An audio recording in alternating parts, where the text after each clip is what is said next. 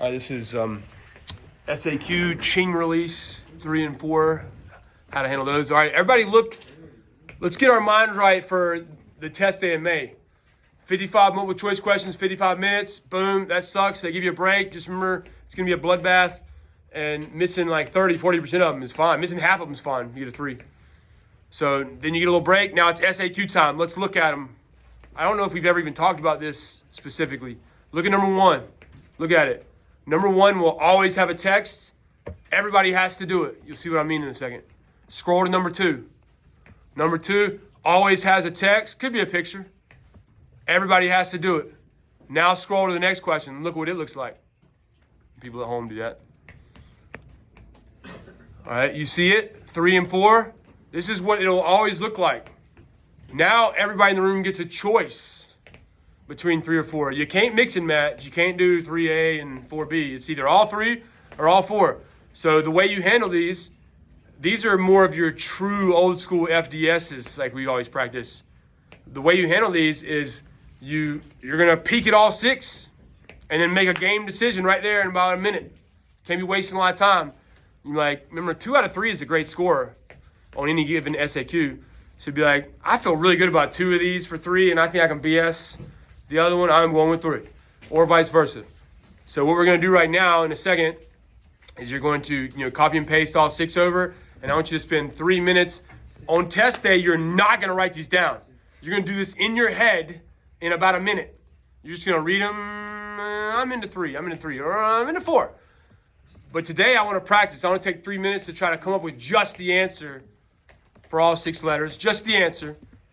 And then I'm going to give you 10 minutes to write them out, and you're going to prove that you remember how to do them.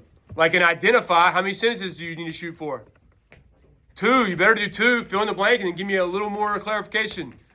If it's any other word, you better be pushing to be a lawyer. Feel what it feels like under that time pressure of 10 minutes. And that 13 minutes will give you a very accurate feel for what this is going to feel like.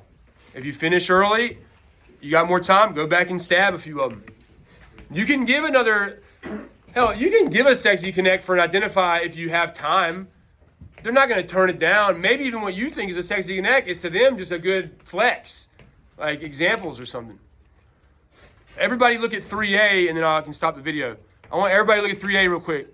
Look at 3A, even if you're copying and pasting, just go look at it. I want to motivate you for how stupid these can be when you start this. Look at 3A. That's the one about why they do transatlantic slavery, right? Isn't that? Like, what's a reason? What's the word they use? Can somebody just read it to us for the video? What is 3A? Somebody read it for us. Identify one reason for the increase in the movement of enslaved peoples across the Atlantic Okay, Ocean. watch how stupid this is. The College Board's number 1 answer, they say, is they needed labor. That's it. Now, obviously, you would dress it up. Hopefully, with your second sentence, you would give us some, more details the better. Be a little, it can still be fan fiction. Cash crop plantations are hard work, and they need people to do it. Maybe even better if you can hit us with a comma juice flex anytime. What's a famous cash crop they're working on?